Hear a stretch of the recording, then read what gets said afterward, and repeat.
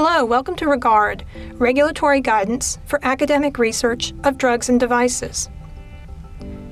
We've created this website to help investigators who are new to the IND and IDE application process and may not have the resources at their respective institutes to help them with the regulatory affairs surrounding drugs and devices for which the FDA needs to weigh in. So let's assume that you have visited the site. You have determined that your medical device requires a full IDE. So we've provided you with a generic template that we hope will be helpful with your IDE submission.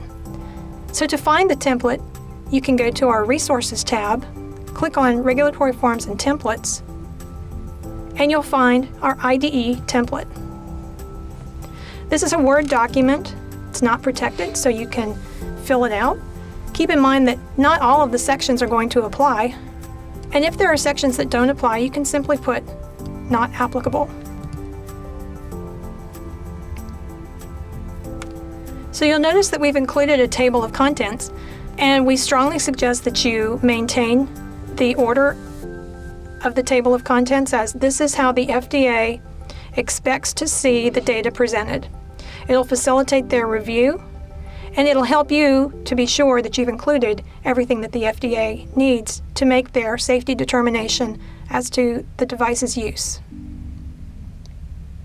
So I won't go through all the sections, but I will draw your attention to the risk analysis. This is where the FDA wants to see that you have gone ahead and considered all of the possible risks associated with the device being used for the indication you plan to use it in this study, and the manner in which you will minimize those risks or address those risks should they happen. The manufacturing information can be provided by the vendor. This could be including the manufacturer's instructions for use, a hyperlink to the manufacturer or vendor's website,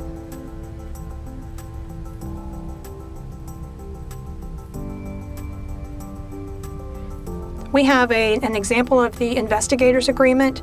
This is an agreement that all of the investigators who have a significant contribution to the study would need to complete. You can submit investigators' agreements after you've received your IDE from the FDA as you add people to the study who are making treatment decisions.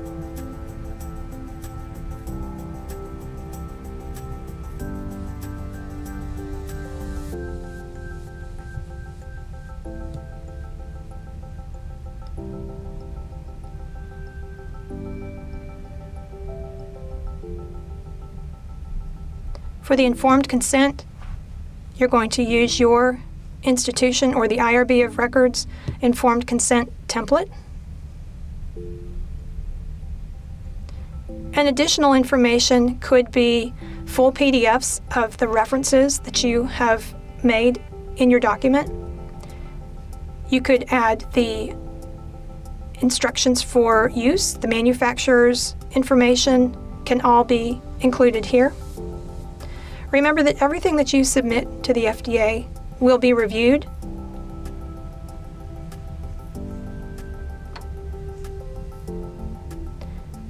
And I wanted to make one other point that I kind of glossed over, and that is with respect to monitoring. So your monitoring plan.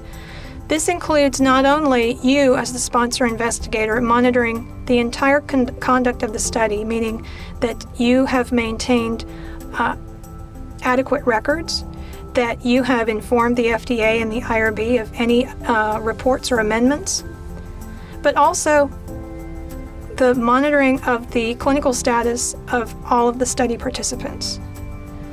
So this needs to be a detailed plan. If a data safety monitoring board is required of your study, then you'd want to include the list of members and the frequency with which the board will meet to assess your study. That would all go here.